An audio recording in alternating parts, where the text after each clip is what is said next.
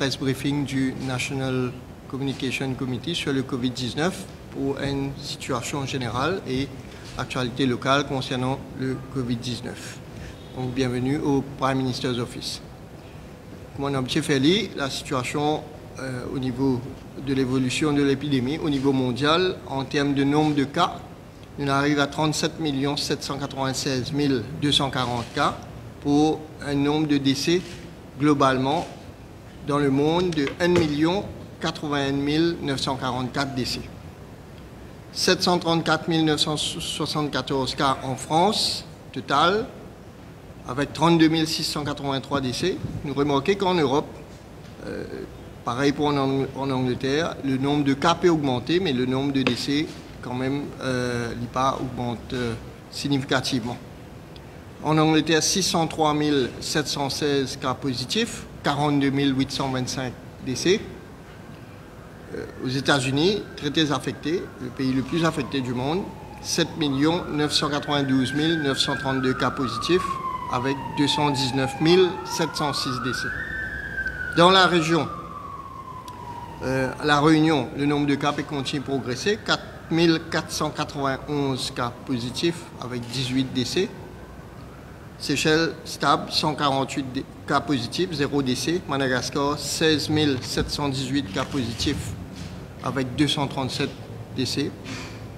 Comores, 495 cas, 7 décès. Et Mayotte, 3 989 cas, 43 décès.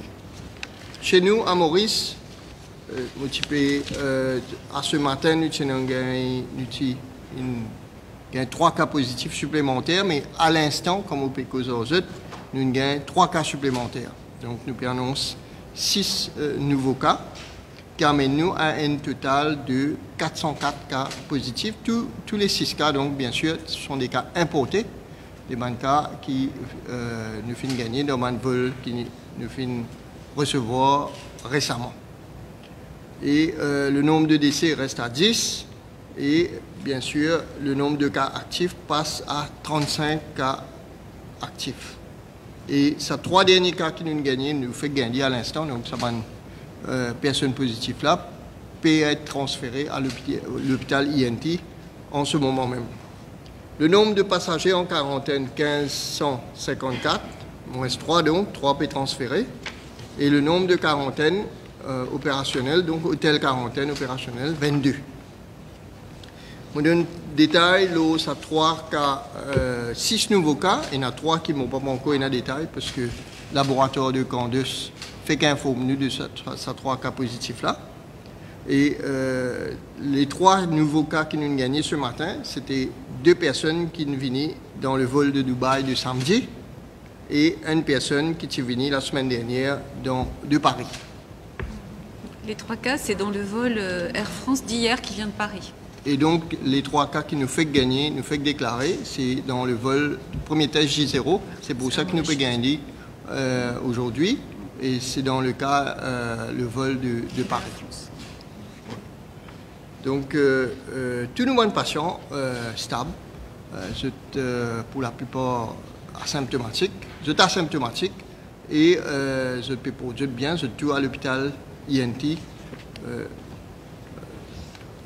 À l'heure qui m'ont causé, donc il y en a seulement 3 qui sont encore en INT. Je vais donner un petit breakdown de la situation depuis que nous passe à la phase d'ouverture à des vols commerciaux.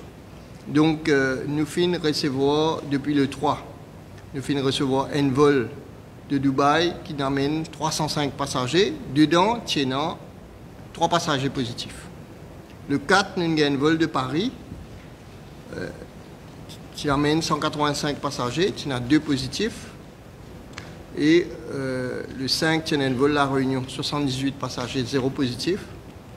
En fait, nous pouvons faire ça l'exercice là pour nous capables informer sur le nombre de cas positifs et par rapport au pays d'origine et surtout en termes de quantité. Donc le 8 octobre, nous finissons encore un vol de Paris, c'est 217 passagers, 2 cas positifs dedans.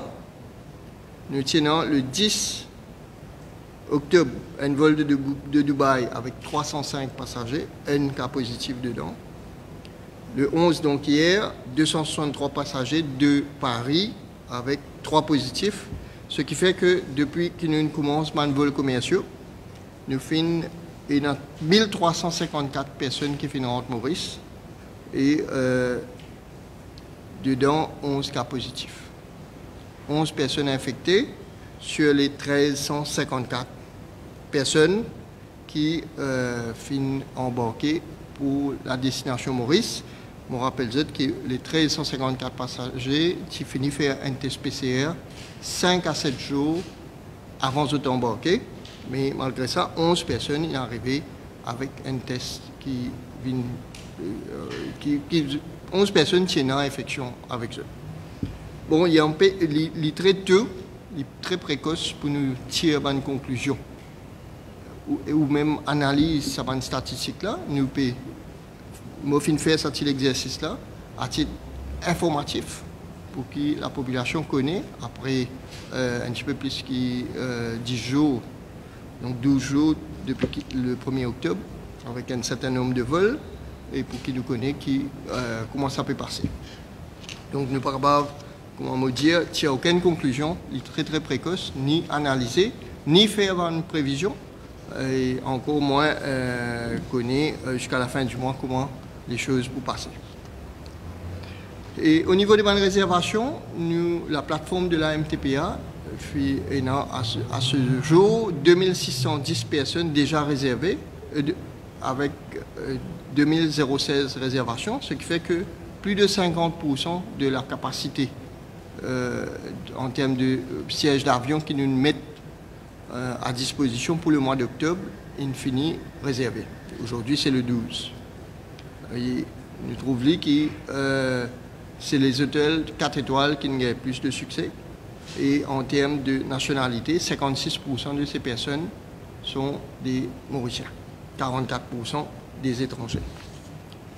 Et ça, c'était en termes de l'épidémie. Mobzet a dit que nous finissons recevoir 2 vols dans le cours du week-end, un vol de Dubaï et un vol de Paris. Le transport financé par le ministère de la Santé, à la fois la supervision, l'organisation et le transport lui-même, les véhicules. Et nous a dit qu'au niveau sanitaire, nous n'avons aucun incident qui finit passer. Tout finit passe très très bien. Toutes les normes que le ministère lui-même finit imposer, finit respecter, bien sûr. Et donc, nous trouvons que le transfert finit faire à une satisfaction. Ça, c'est concernant les actualités. Sinon, concernant l'aéroport, on a des éléments pour communiquer. L'aéroport, donc le laboratoire pleinement opérationnel, après calibration de tous les équipements qui tu peux faire jusqu'à maintenant. Et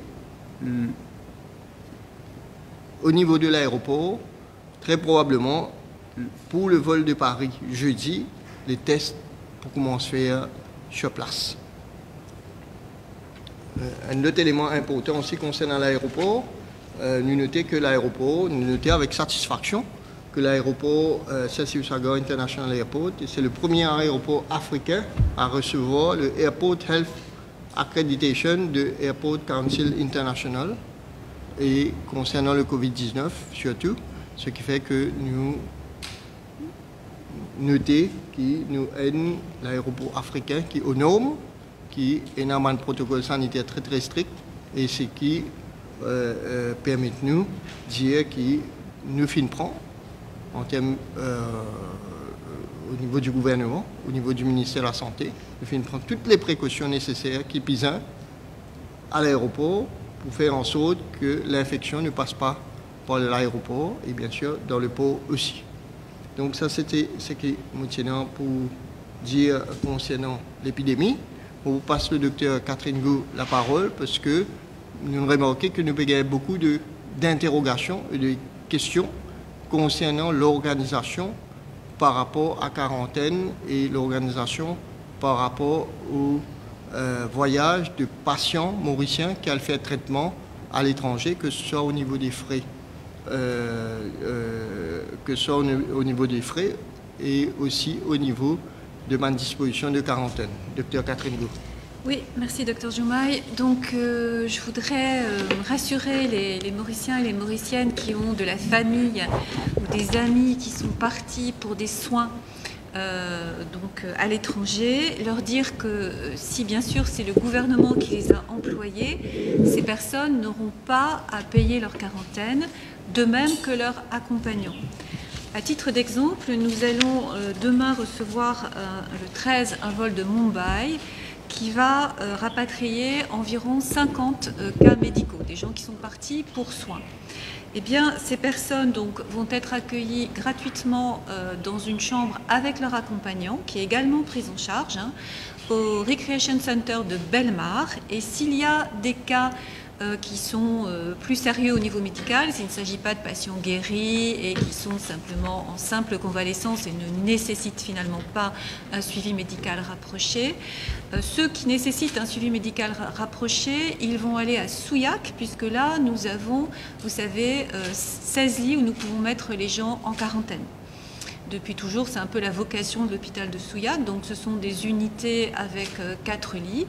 Et s'il y a besoin de soins, s'il y a besoin de choses un peu plus compliquées, d'une surveillance plus rapprochée, les personnes accompagnées toujours de l'accompagnateur pour qu'ils ne soient pas seuls en hospitalisation seront à l'hôpital de Souillac. Donc voilà, à titre d'information aussi, puisque j'ai parlé du vol de Mumbai, je peux vous dire qu'il y aura dans ce vol environ 180 étudiants du SSR Medical College qui viendront, et puis je crois 28 Mauriciens qui sont simplement rapatriés. Voilà. Donc sur les vols de l'Inde, on est toujours très très prudent. Vous savez que sur le dernier vol, nous avons eu 17 cas positifs. On sait qu'il y a une prévalence très importante de l'infection. Vous avez vu, Dr Joumaï vous a dit que sur tous les vols que nous avons reçus, sauf le vol de la Réunion, on a eu des cas positifs, tous sans exception. Mais sur les vols de l'Inde, c'est particulièrement important. Donc on est sur nos gardes. Voilà. Voilà donc ce que je voulais dire pour que les familles soient bien rassurées, ne s'inquiètent pas et qu'une bonne fois pour toutes on sache que voilà, le gouvernement donne la gratuité bien sûr à ceux qu'il a envoyés pour des traitements en dehors de Maurice pour ces patients-là. Voilà. Voilà, merci beaucoup, merci Dr Go. Et si vous avez des questions maintenant, vous pouvez nous adresser les questions en ordre, s'il vous plaît. Oui.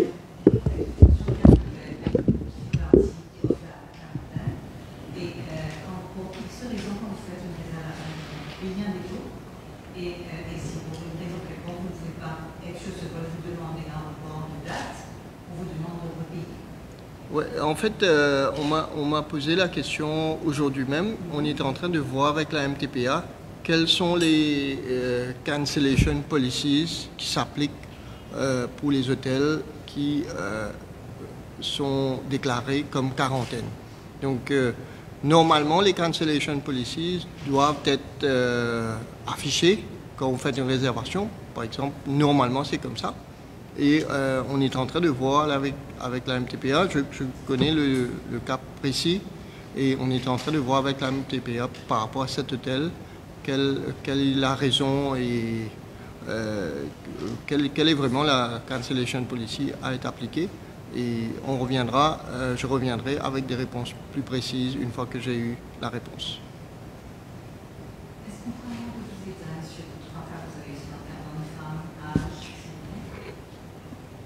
Donc, les 3 cas du matin, c'est celui de Dubaï, donc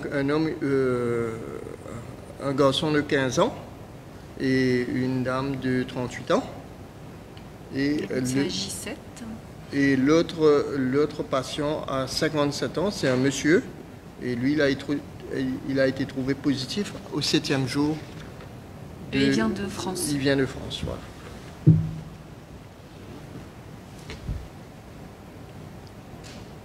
D'autres questions? Oui.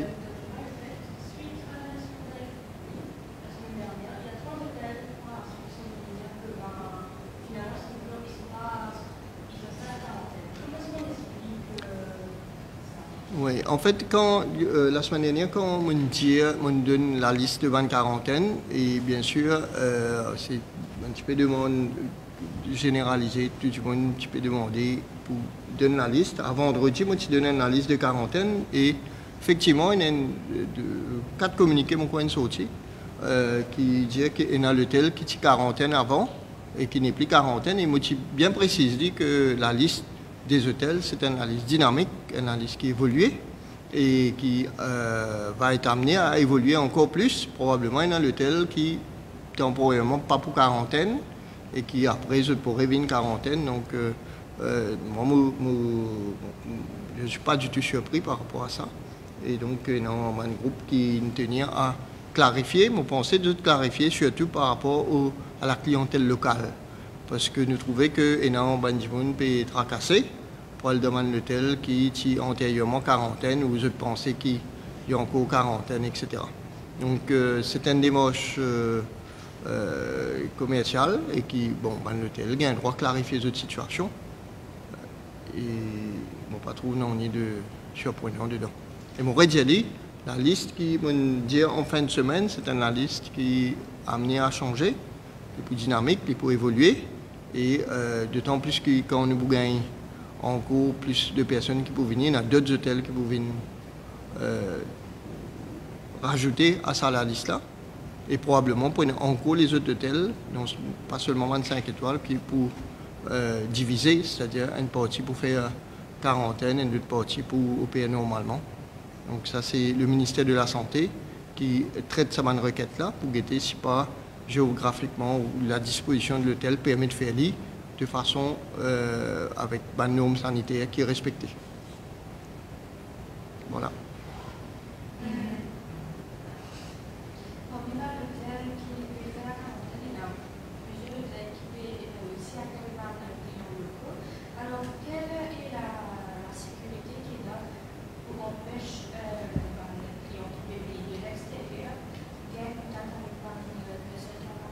Donc en fait, le nombre de quarantaine, une fois qu'un hôtel déclare quarantaine ou une partie de l'hôtel déclare quarantaine, le nombre est très strict. Partout est pareil, du monde reste en isolation. Le personnel qui est en contact avec les clients, il reste en isolation, en fait, il reste en quarantaine ici. Et peine un mouvement, que ce soit à l'extérieur, de l'intérieur vers l'extérieur ou vice-versa. Et si il y a une partie de l'hôtel qui peut opérer différemment, le personnel pas mélangé et pas saute un bout de l'hôtel pour un autre bout de l'hôtel. Bien sûr, il y a la sécurité sur place. Donc les hôtels, tout le hôtel qui est en quarantaine, il y a un personnel hospitalier, il y a la police, il y a une sécurité renforcée, et puis il y a la responsabilité des hôteliers. Et il ne faut pas nous oublier que l'hôtelier, il prend la responsabilité pour accueillir passagers, clients. C'est un client, en fait, c'est l'argent qui nous a tendance à oublier. Mais l'argent qui va nous peut payer cette quarantaine, c'est l'argent qui peut payer l'hôtel, ça. Hein? Donc, je peux offrir un service selon un certain protocole sanitaire, et donc, pour délivrer ce service-là, il y a un règlement qui se doit suivre, et donc, c'est notre responsabilité aussi.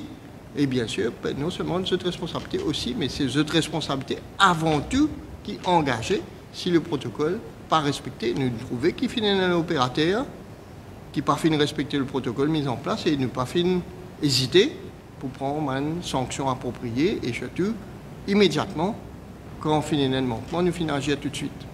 Les zones de quarantaine, elles sont délimitées par des rubans où c'est écrit quarantaine, ne pas dépasser, etc. Donc les gens savent très bien quelle est la zone de quarantaine. Et les Coast Guard, si c'est près de la mer, ou les policiers font respecter, surveillent cette zone. Donc c'est quand même clairement indiqué. C'est-à-dire que quelqu'un qui franchit, c'est pas une barrière infranchissable, hein, c'est juste un ruban. Mais enfin, c'est clairement indiqué qu'il faut pas passer cette limite. Et donc toutes les personnes qui la dépasseraient seraient en violation de la loi sur la quarantaine.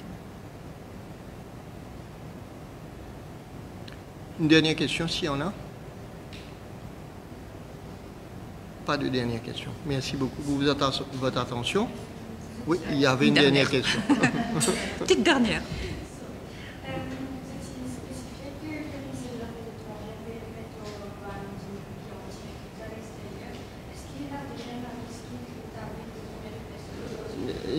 la liste est en compilation, la liste n'est pas arrêtée. Et bien sûr, dès que nous gagnons la liste conséquente que le ministère des Affaires étrangères, qui finira par trier quand même 9300 personnes, et quand il trouvait qu'il y a une masse critique, qu'il est capable de faire un vol, ça rentre, faire un vol, probablement, il vous fait. Ça, c'est sous la responsabilité du ministère des Affaires étrangères, de tenir un contrôle là. Et nous faisons confiance, parce qu'ils ont fait bien jusqu'à l'heure. En fait, pour que ce soit extrêmement équitable, il y a un comité qui est mis en place avec un représentant de la santé, un représentant du ministère du Travail, un représentant du ministère des Affaires étrangères et éventuellement un représentant du ministère de l'Éducation.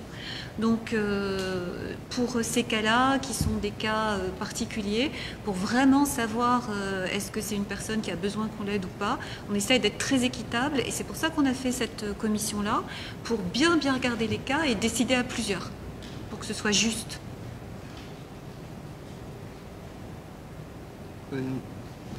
Et le ministère du Tourisme travaille toujours pour guetter si capable de rajouter ban d'hôtel qui pourrait un petit peu moins cher. Ça aussi, c'est un processus dynamique.